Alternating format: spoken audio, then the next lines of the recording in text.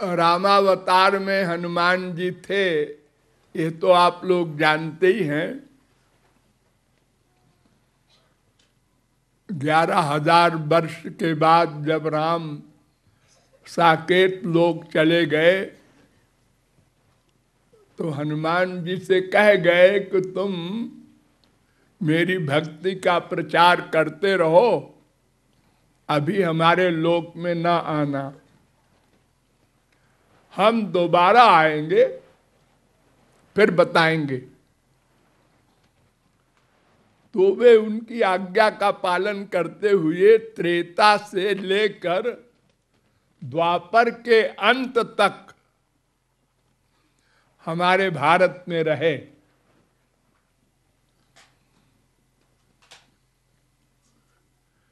जब कृष्णावतार हुआ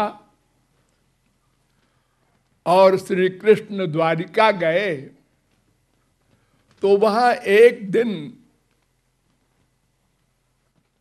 कुछ आपस में चर्चा हुई, किसमें कितना बल है। गरुड़ ने कहा अपने लिए मैं ऐसा ऐसा कर सकता हूं, भगवान के चक्र ने कहा मैं ऐसा ऐसा कर सकता हूं। ये सब आपस में बातें कर रहे थे। श्री कृष्ण को पता चल गया, सर्वांतर्यामी है। उन्होंने कहा इनको अहंकार हो गया है, दवा करना चाहिए, ऑपरेशन करना चाहिए।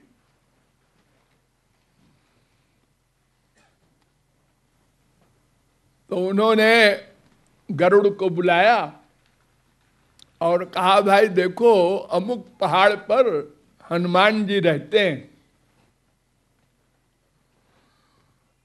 उनको जरा बुला लाओ, कुछ जरूरी काम है। उन्होंने कहा सरकार अभी गया अभी आया।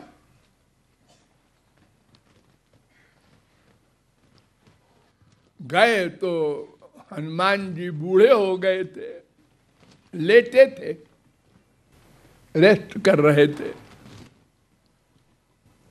तो हनुमान जी को अपमान पूर्वक कहा, ए बंदर, रास्ते में पूंछ किए बैठा है, इधर कहीं हनुमान जी रहते हैं?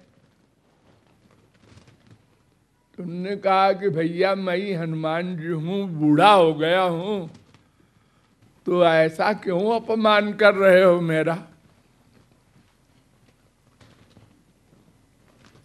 उन्होंने कहा अच्छा अच्छा तुम हनुमान हो, सारी देखो तुमको हमारे प्रभु बुला रहे हैं, श्री कृष्ण। उन्होंने कहा कौन? श्री कृष्ण भगवान। हनुमान जी को मजाक सूझा। उन्होंने कहा मैं राम के सिवा किसी के बुलाने पे नहीं जाता, जाओ कह देना मैं राम का भक्त हूं, राम का दास हूं, ऐसे सबके बुलाने पे जाऊं, क्यों जाऊं? और तुम देख रहे हो मैं बूढ़ा हो गया हूं। उन्होंने कहा जानते हो तुम क्या बोल रहे हो, किसके लिए बोल रहे हो?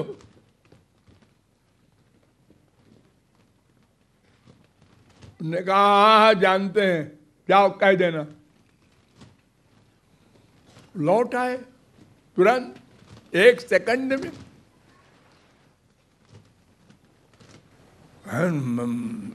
महाराज तो ऐसे आकड़ के बोल रहा था, कैसे कैसे आपकी बड़ी तारीफ कर रहे थे।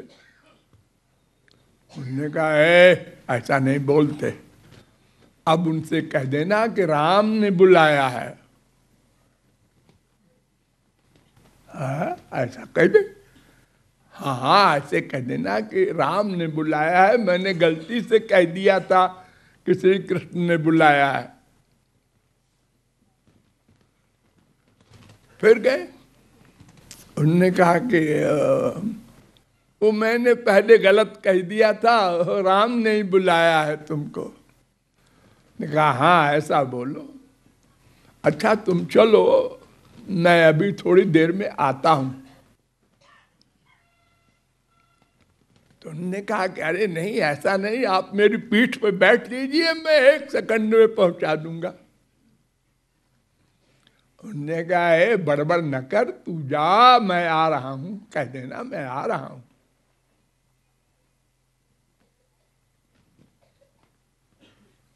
वो पीछे पड़ गए गरुड़ जी, अरे नहीं वो राम जी नाराज हो जाएंगे।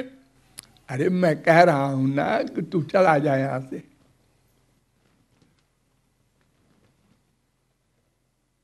मैं तो नहीं जाऊंगा बिना लिए, और तुम सीधे सीधे नहीं जाओगे तो उठा के ले जाऊंगा।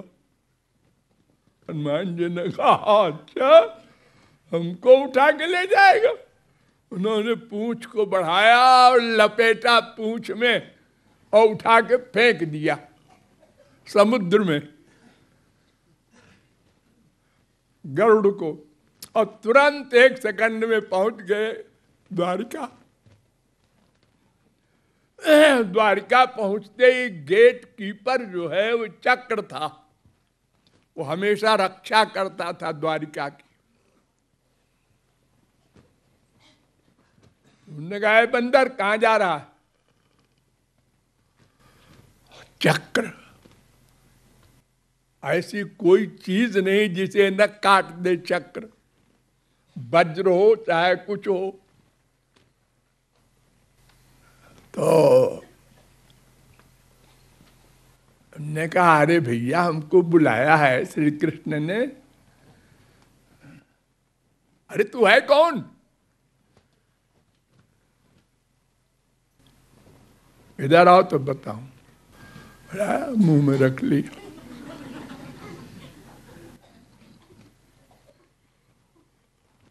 और छलांग मार के घूम गए, अंदर पहुंच गए महल में। इधर श्री कृष्ण ने कहा रुक्मिणी के बाद जिसका नंबर है सत्यभामा, उनको भी बड़ा अहंकार था अपने रूप का।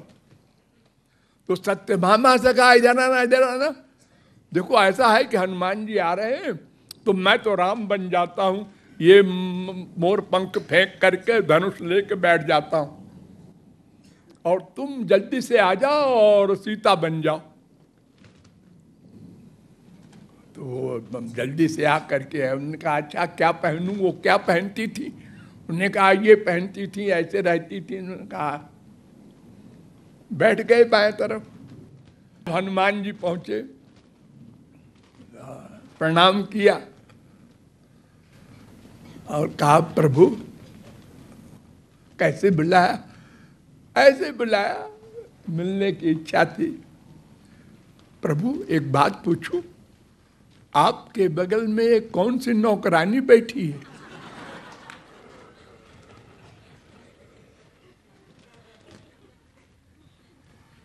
सत्यभामा को काटो तो खून नहीं, मैं नौकरानी दिख रही हूं इनको। और बंदर ये बड़े शकल सूरत वाले हैं।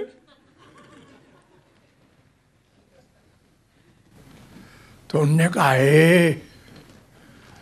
हमारी माता जी सीता जी हैं।